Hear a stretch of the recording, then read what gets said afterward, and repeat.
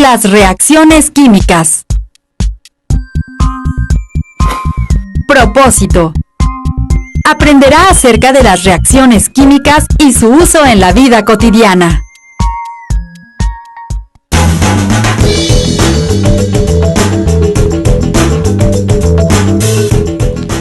Hola chicos, vengo de correr. Estoy un poco sudado y cansado, pero feliz, porque el ejercicio me ayuda a estar sano. Tomo agua para recuperar la que eliminé con el sudor. Así me mantengo hidratado. Bueno, hemos aprendido que la química ha contribuido al desarrollo de la humanidad. También hemos visto que en toda reacción química hay un intercambio de energía con el medio que la rodea, y los átomos son la partícula mínima que representa la materia. Y cómo estos se unen entre sí, formando enlaces químicos. Y cómo se nombran los compuestos, es decir, la nomenclatura química.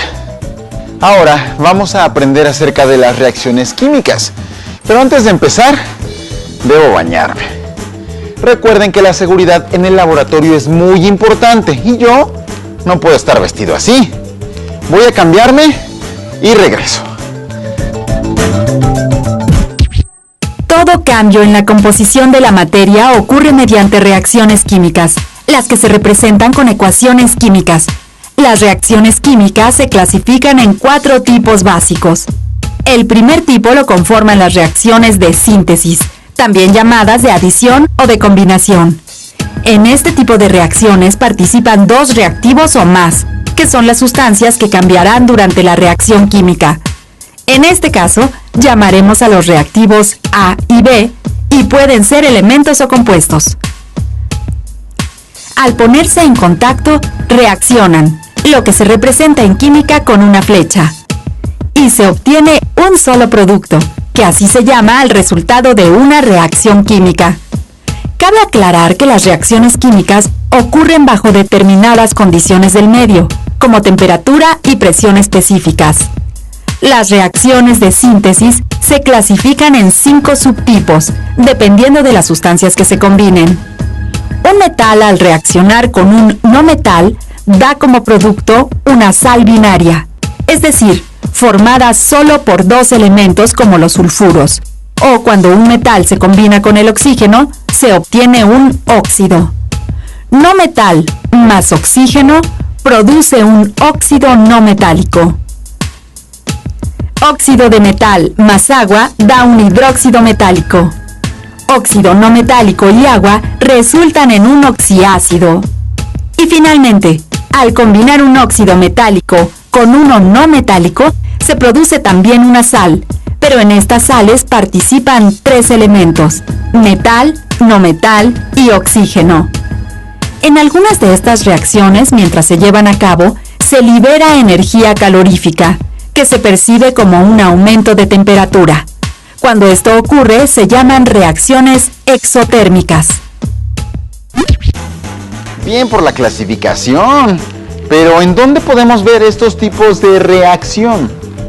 ¿Te refieres a verlos en la vida cotidiana? Exacto. La sal puede producirse mediante una reacción de síntesis.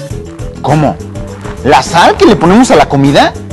Sí, y se puede obtener con la reacción entre el venenoso gas verde, cloro, y un metal muy reactivo, sodio.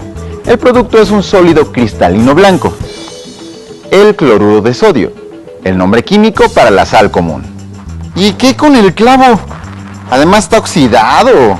Bueno, lo que quiero mostrarte es precisamente el óxido de fierro, que resulta de la reacción entre el fierro del clavo y el oxígeno del aire, y se llama óxido de fierro. Oye, ¿me das cloruro de sodio para mi fruta? No, recuerda que dentro del laboratorio no se debe comer. Ya lo había olvidado. Las reacciones de descomposición son lo contrario de las de síntesis. Esto quiere decir que se separan los componentes de un compuesto. Se favorece la reacción al aplicarle calor, una carga eléctrica o añadir un catalizador, que es algún compuesto que acelera o retarda una reacción química, sin haber cambiado su estructura química después de la reacción. El reactivo se separa en dos o más componentes, ya sean elementos o compuestos. Un ejemplo de esto es la electrólisis del agua.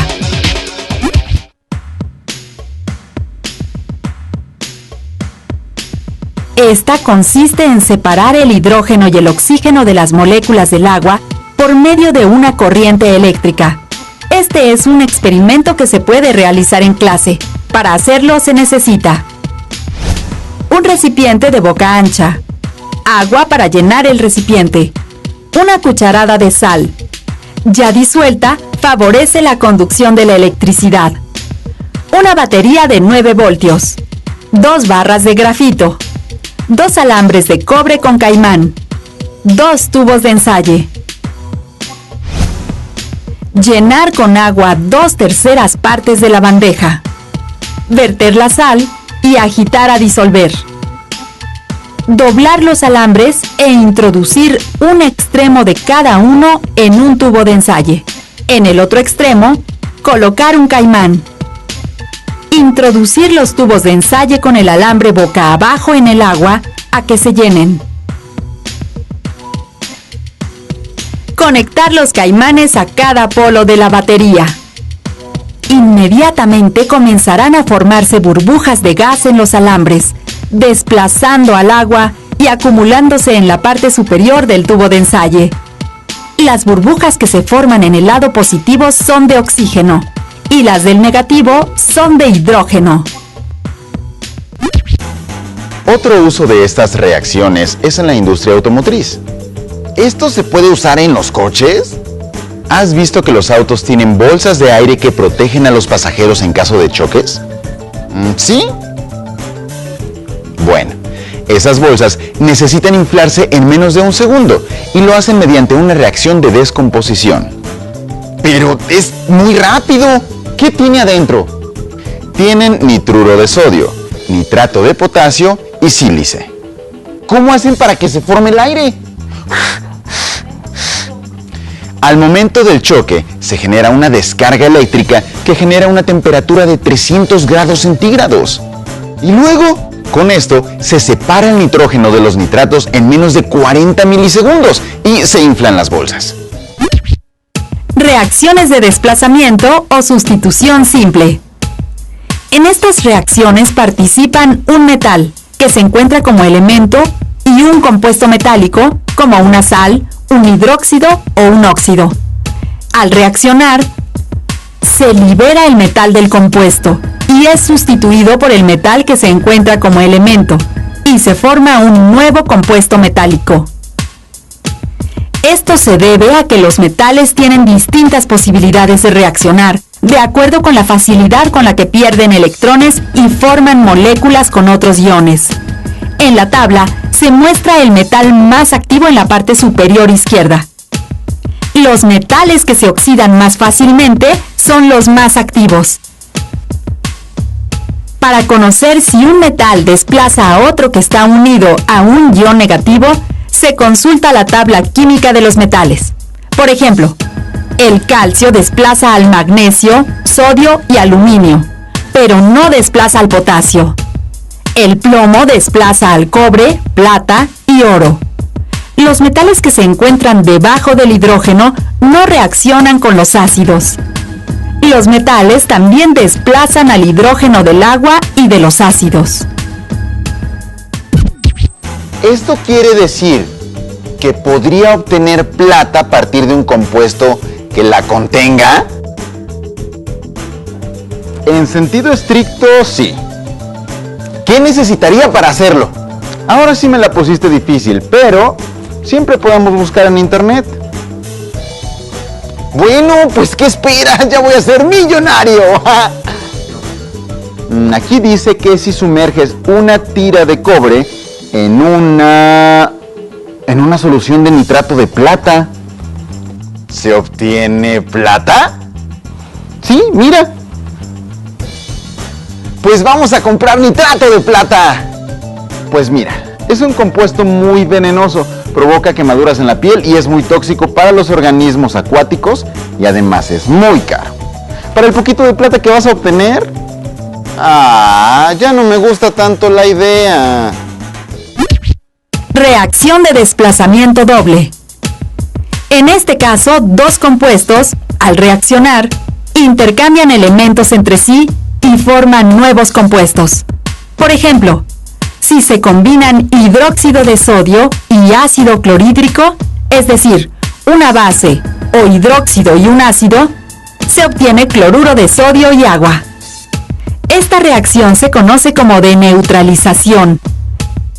El color rosa del hidróxido de sodio se debe a la presencia del indicador fenolftaleína, color que desaparecerá en un medio ácido. Es una reacción de neutralización porque el pH final es neutro. Es una reacción exotérmica. Una conocida reacción de neutralización se lleva a cabo cuando ocurre una excesiva producción de ácido clorhídrico en el estómago y para aliviar la irritación se ingiere un antiácido. Estos medicamentos generalmente contienen algún hidróxido de calcio o magnesio, que al reaccionar con el ácido estomacal producen agua y una sal, favoreciendo la neutralización del medio estomacal. Ya son todos los tipos de reacciones, ¿no? Ya casi. Solo quisiera mostrar todavía las reacciones de combustión. Esa es en la que se quema algo. Exacto. Prende ese mechero. Ahora, tápalo con el vaso. ¿Qué va a pasar? Espera. ¿Se apagó? Claro. Para la combustión es necesario el oxígeno. En este caso, el oxígeno se encuentra en el aire. Claro, sin oxígeno no se puede quemar nada. Entonces, ¿cómo hacen los cohetes espaciales para mantenerse prendidos si no hay oxígeno en el espacio? El combustible de los cohetes tiene mezclado oxígeno, de tal manera que puede darse la combustión. Pero eso es peligroso, ¿no? Sí, por eso una pequeña falla en estos y las consecuencias son fatales. ¡Qué miedo ser astronauta! Las reacciones de combustión son un ejemplo de óxido-reducción. En este caso, el oxígeno reacciona con otra sustancia a la que llamamos combustible. Los que generalmente son compuestos formados por cadenas de carbono, como los hidrocarburos. Y se libera dióxido de carbono y agua. Y se libera una gran cantidad de energía en forma de luz y calor, el fuego.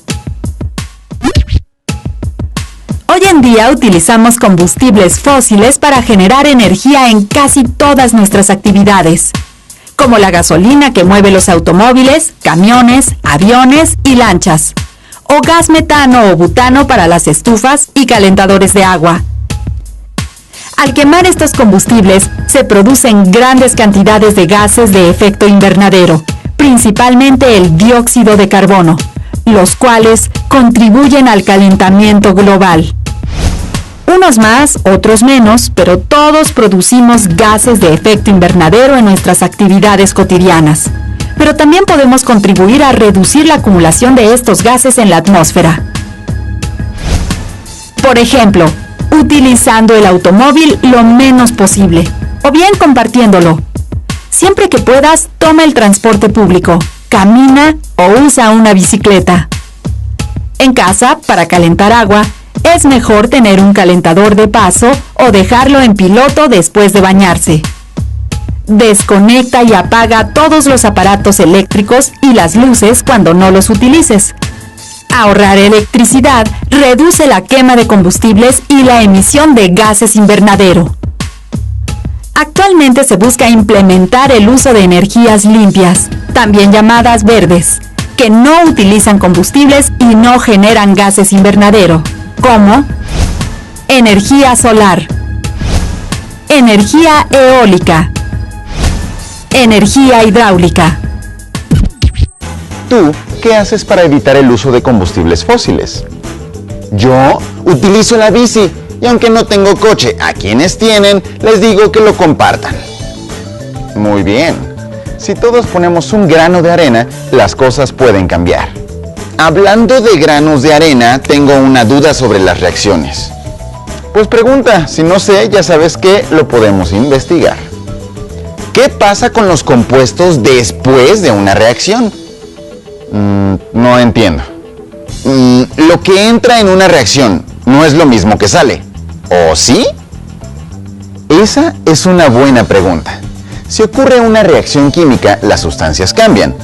Los compuestos que reaccionan se convierten en otros distintos. Los productos son distintos a los reactivos. Pero algo muy importante es que siempre conservan los mismos elementos, pero digamos que acomodados de forma distinta. También se conserva la masa de las sustancias. No se gana ni se pierde masa de los productos. Es igual a la masa que tenían los reactivos. Eso quiere decir que si pesáramos lo que entra en la reacción y lo que sale, debería ser lo mismo. Exacto. Ley de la conservación de la materia. La ley de la conservación de la materia fue elaborada por Antoine Lavoisier en 1785 y dice: en una reacción química, la masa permanece constante, es decir, la masa de los reactivos es igual a la masa de los productos. Recordemos que una de las propiedades de la materia es la masa. Y es así que también cada molécula y átomo que conforma un cuerpo también tiene masa. Si consideramos la ley de conservación de la materia a nivel de partículas, en una reacción química, la masa de los reactivos, dada por la cantidad de átomos que los forman, tiene que ser la misma cantidad que la de los productos. Es importante tomar en cuenta esta ley al escribir reacciones químicas. Retomemos la ecuación de combustión. En los reactivos hay un gas, el metano, cuyas moléculas están formadas por un carbono y 4 hidrógenos que reaccionan con otro gas, el oxígeno del aire, formado por moléculas de 2 oxígenos. Lo que se obtiene como productos es dióxido de carbono, en cuyas moléculas hay un carbono y 2 oxígenos, y agua, en cada molécula hay un oxígeno y 2 hidrógenos. Para hacer que la ecuación concuerde con la ley de conservación de la materia, tenemos que poner los coeficientes estequiométricos, es decir, números que indican la cantidad de moléculas de los reactivos y productos que participan en una reacción química. Al oxígeno de los reactivos se le pone 2 y al agua de los productos un 2. Con esto, el número de átomos en los reactivos es igual al de los productos. Aquí tenemos el resultado de dos reacciones distintas, una de combustión y otra de oxidación. ¿Qué diferencias encuentras? Los elementos que reaccionan son distintos. ¿Por qué? En la combustión están combinándose oxígeno y alcohol. ¿Y en la otra? Un metal y oxígeno. Muy bien. ¿Y qué más? Una es más rápida que la otra. La combustión del alcohol sucede muy rápido, mientras que el metal puede tardar mucho tiempo en oxidarse, tal vez meses. Exacto, tienen distinta velocidad de reacción. ¿Y esto de qué depende? La velocidad de la reacción es la medida de qué tan rápido ocurre una reacción química. Algunas reacciones son más rápidas que otras por la naturaleza de los compuestos. Los sólidos tienden a reaccionar de manera más lenta que los líquidos o los gases. Otro factor importante que puede modificar la velocidad de reacción es la concentración de los reactivos. Veamos a qué se refiere este concepto. Las soluciones, es decir, la mezcla de dos sustancias líquidas o una sólida en una líquida, pueden ser insaturadas cuando se puede disolver más soluto a la temperatura en la que se inició la preparación de la disolución. Saturadas cuando el soluto agregado ya no puede disolverse por más que se agite el líquido. Y sobresaturadas cuando el líquido ya no admite más soluto, y empieza a depositarse en el fondo del recipiente o bien flota en la superficie. Una solución insaturada reacciona más lento que una solución saturada. Otro factor es la presión en la que se lleva a cabo la reacción. Generalmente, la temperatura, a la par que la concentración de reactivos, es un factor determinante en la velocidad de reacción. Esto se debe a que con el aumento de la temperatura, las moléculas se mueven a mayor velocidad, lo que hace que choquen con mayor facilidad y reaccionen. Para aumentar o disminuir la velocidad de las reacciones, se pueden añadir ciertos compuestos llamados catalizadores. Los catalizadores no intervienen como reactivos en la reacción. ¿Han escuchado sobre los catalizadores en los autos? Como hemos visto, la combustión de la gasolina y otros derivados del petróleo genera gases dañinos, pues generalmente su combustión es incompleta. La principal función de los catalizadores es reducir la emisión de monóxido de carbono, hidrocarburos y óxidos de nitrógeno, gases altamente contaminantes.